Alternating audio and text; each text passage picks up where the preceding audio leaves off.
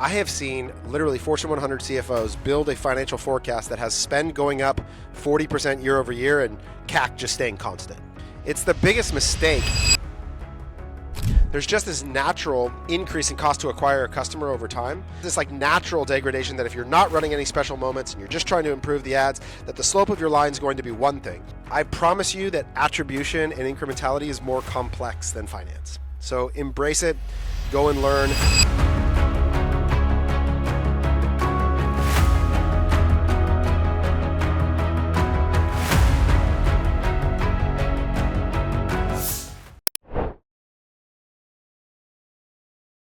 Hello and welcome to the DTC Daily Podcast. Every week we interview some of the best e-commerce founders and dive deep into their key growth drivers, uncovering actionable insights that you can implement in your business. But before we jump into today's conversation, a quick thank you to our friends at Saral. Most brands get influencer marketing wrong. They think paying a creator for a single post will spark a sales spike. That simply doesn't work. Successful brands like Graza, Obvi and Hexclad are forging genuine partnerships. And that's where Saral comes in. It's your go-to platform for partnering with the right influencers, tracking results, and managing everything in one place. Book a demo at getsaral.com/demo, mention us, and get an extended free trial exclusive for our listeners. Hey, Taylor, welcome to the DTC Daily Podcast. How are you doing today? Doing awesome, man. It's a little rainy here in Southern California. We're not used to that, but we'll survive, I think. But we're hanging on because we just don't like the rain out here. Awesome. So 2025 has just been over. Most brands are now coming out of a great holiday season. It's 2026. Everyone's looking to plan out the year. What should a founder do? Where do they start? Yeah, I believe that great forecasting or planning for your e-commerce business actually begins in your marketing calendar. The revenue of the future in your business is the byproduct of the actions that you will take. And so what I encourage everybody to do is to begin by taking an export of last year's revenue by week. I think is the best visual to do it. You can get this in Shopify. You can get this in almost any analytics tool, and look at the visual of the pace of your revenue. What I want you to do is I want you to circle the peaks, the largest points on that graph. Okay. And I want you to write down next to the peak what was happening. What did you do there in that peak? Okay, if it was a sale, write Father's Day sale. If it was Black Friday, write Black Friday. If you launched a new product, write that you launched the product. Okay, and notice how many there are. How many peaks are there and where are they on the map?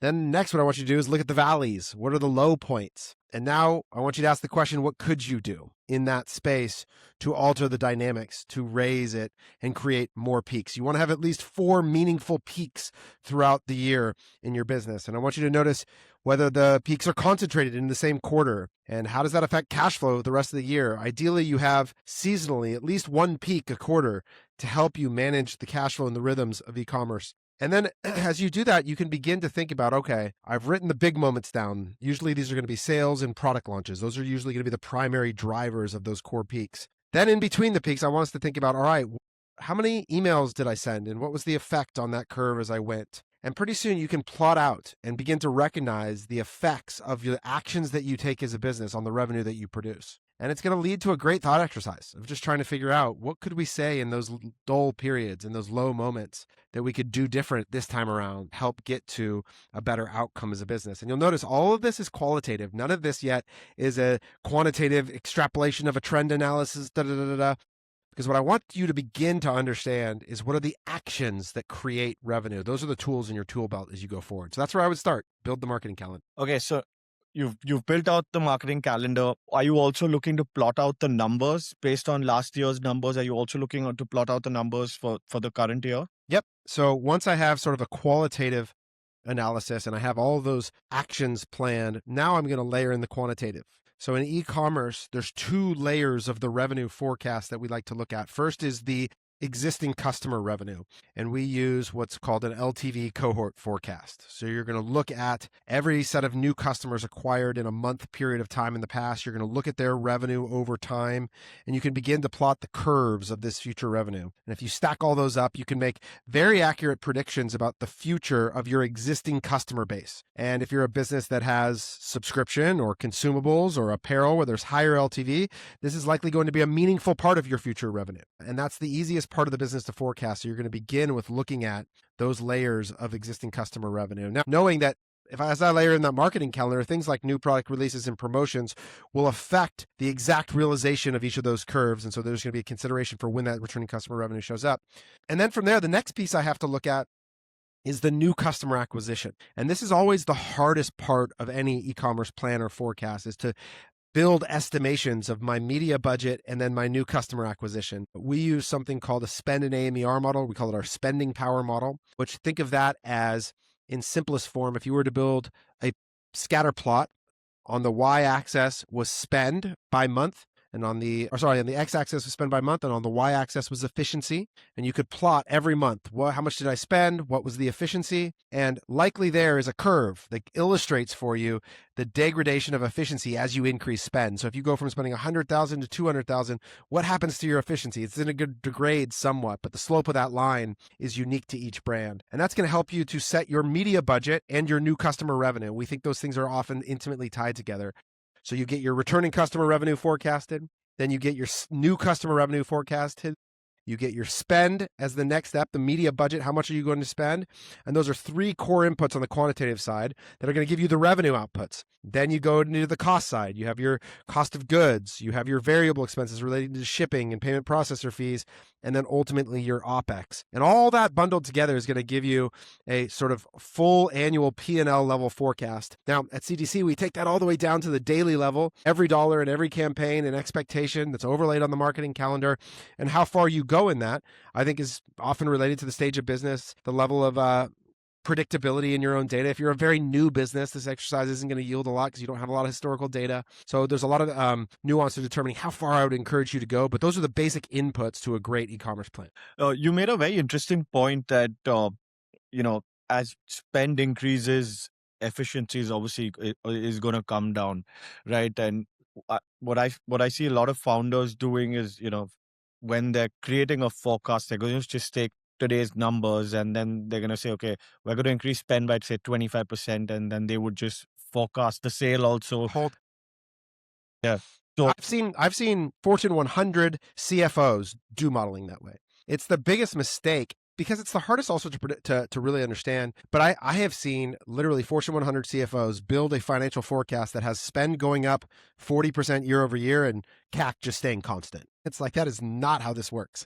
And so that often is the number one root incorrect input into a financial forecast. And usually when a CFO who's disassociated from the media buying is the one building that model, they just say, okay, well, last year we spent $1 million.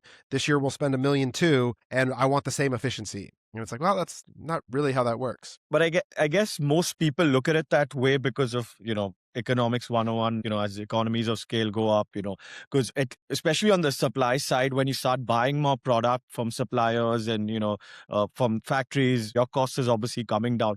What is changing on Meta that's making those costs go higher up, or other? Well, the cost of Meta as an advertising platform, there's a lot of narrative structure around the idea that CPMs go up over time. They really don't. There's a very slight increase in the advertising cost on Meta, but there's two things that are more important from a macroeconomic standpoint that actually affect that price. One is like the supply of competition. So if you think about, let's take a category, the easiest illustration, we work with a customer that sells guitars. The guitar category as an entire category grows like 3% a year, like the entire category. So if the supply side of people trying to compete for that 3% market growth increases more than 3%, like, you're going to experience like a degradation of efficiency of that growth. It's going to be harder to do it. The other thing is that all customers exist on a curve. I like to sort of use this illustration of like from your mother who will buy anything that you sell at a $0 CAC to like the last person in Siberia, and the cost to acquire them goes up as you move out. Right. So the millionth customer you acquire is likely going to be much more expensive than the first customer you acquire.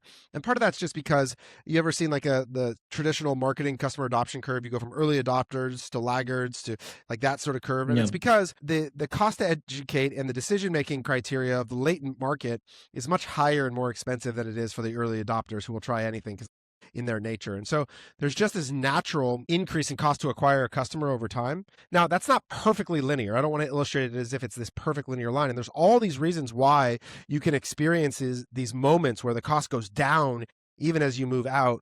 But as a general trend line, the cost to acquire the next customer almost always becomes more expensive over time. Got it.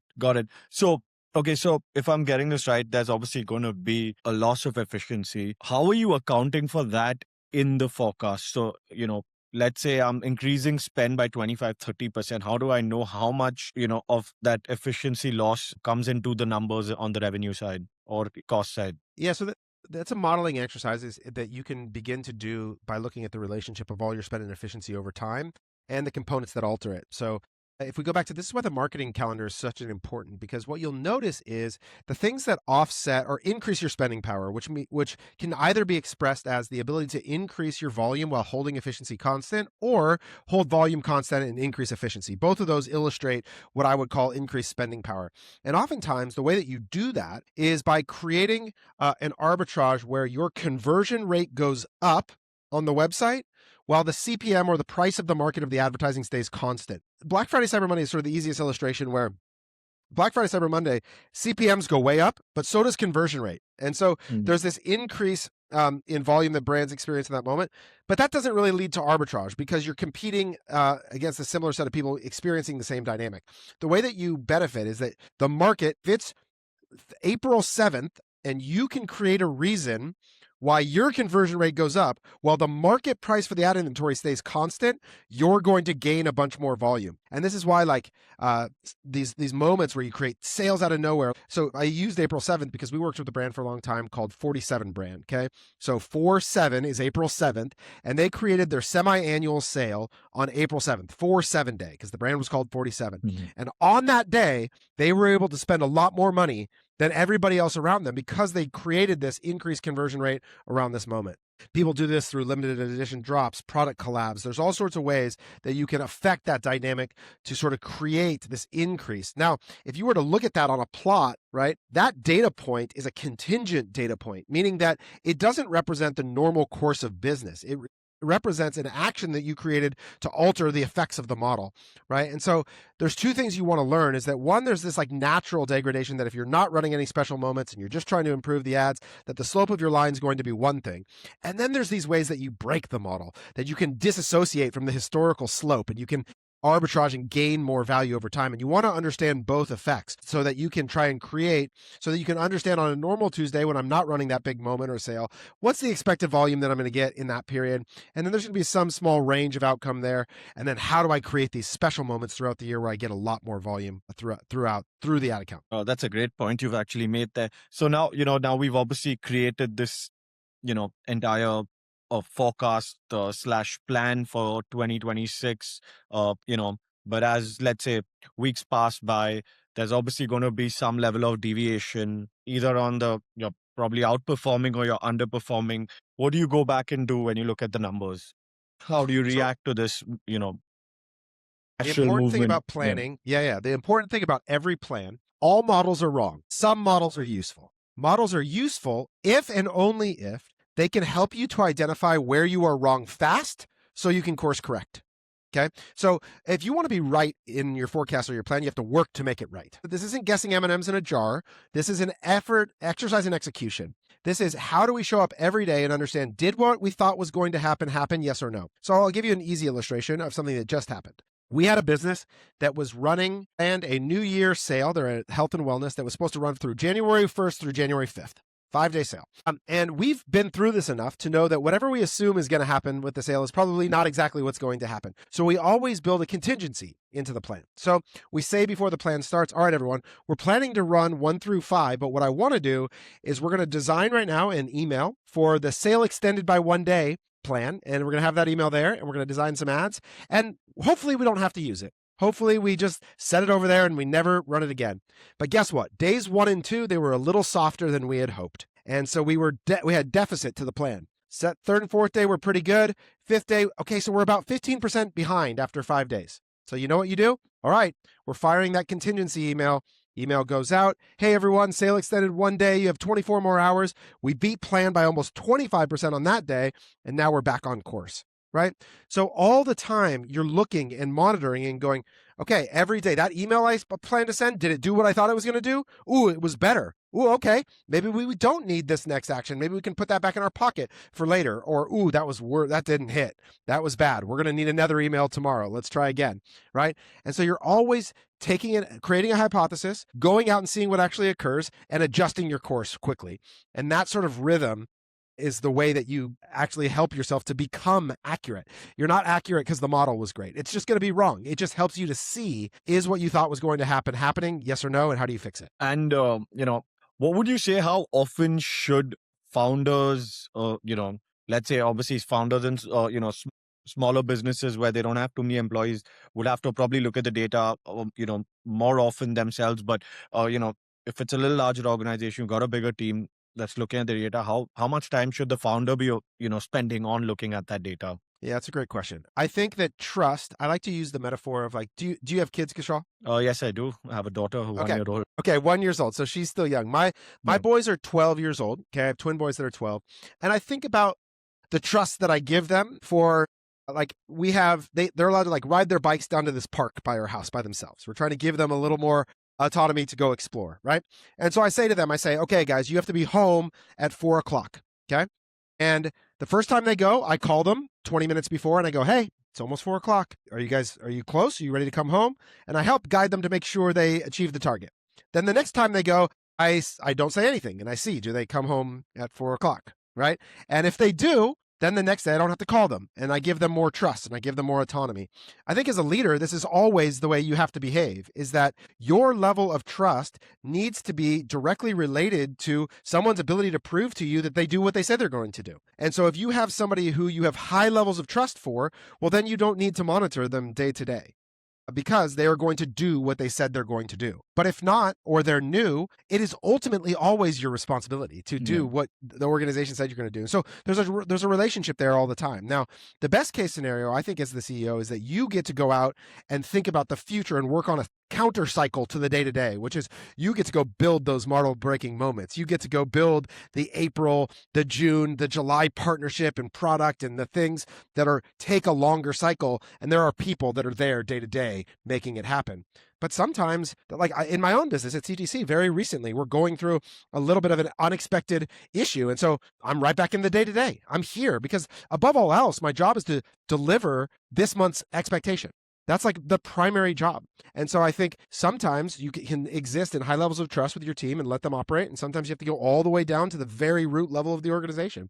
It just depends on where you're at in that moment. My next question is going to be around the actual data points, because, I've seen both sides of the argument where you have people who believe in fewer numbers. There are very few numbers that are actually important. And then you have people that have these extremely elaborate Excel sheets with a lot of calculations. Your take on that. What are some of the important numbers, especially, let's break it down for both sides, right? Founders, what's the more, the important metrics for them, and one for the marketing team as well, like, and what level of detail should they go into, right? I've had my media buyer obsessing over hook rates and hold rates and random things like that when the overall ad isn't performing. I'm like, these numbers don't matter. But so if you could just give some sense on that. Yeah. I have a video that I call the hierarchy of metrics. That's an attempt to answer this question because I think it's a really important one.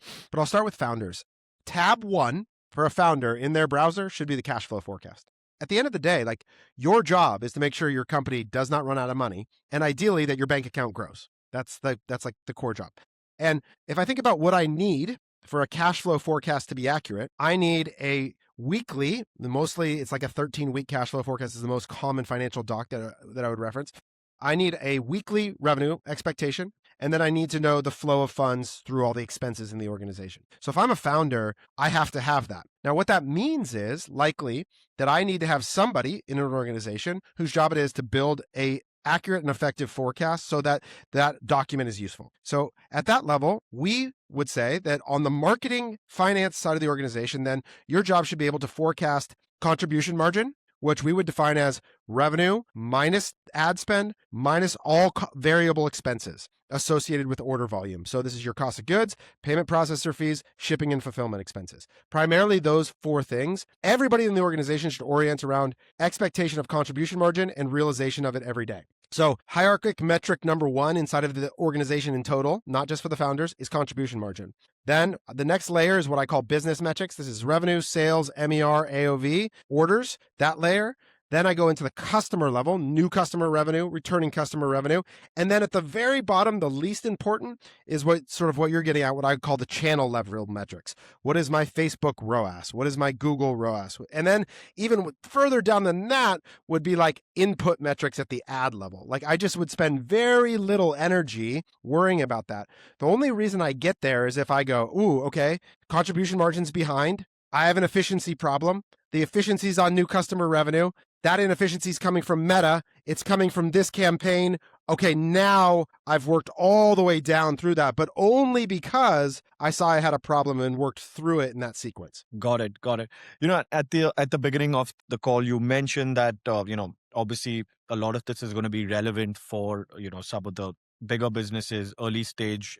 They don't have much to obviously forecast at this point. But I want to talk about a specific example of a business that I spoke to recently, and after talking to them, I realized that there's a fundamental problem in the business model, right? And what I realized is that a lot of early stage founders do not know how to calculate some of those marketing costs that will pop up, and then which just breaks their entire business model. So these guys are into sustainable fashion, completely opposite of fast fashion. They say we're slow fashion. Cost of goods $40 landed. They're selling the product for $70. To me, that doesn't seem very viable, but the founder had no sense of how to calculate the marketing cost and some of those other costs. Obviously you can Shopify and all those other costs you could probably anticipate, but marketing cost is something they don't know how to anticipate and calculate and see if the business model is actually viable for them. So one of the things, I have a general principle that I call 4-quarter accounting. This is a way to think about the construction of a profitable e-commerce business. If you were to take your P&L and you were to break it into 4 categories, take all the money that you get and break it into 4 categories, okay?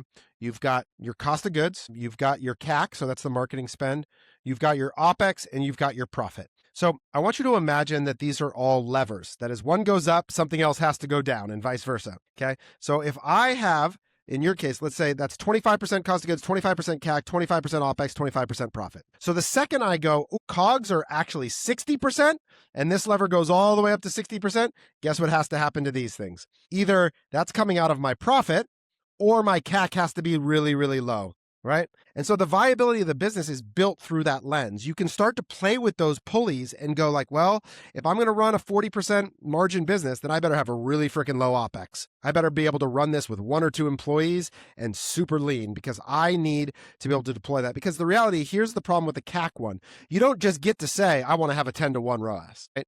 You don't get to choose, unfortunately. And the median result on Meta, okay, I'm going to look right now because I was actually just doing this in our data the other day, is that if I were to say like, all right, what is likely to be true on Meta for a brand right now in our data set, the median ROAS, okay, so think about that as, and we have a lot of 8-figure established businesses. So this isn't even for new brands. This is for like well-established businesses. The median is about 2-to-1.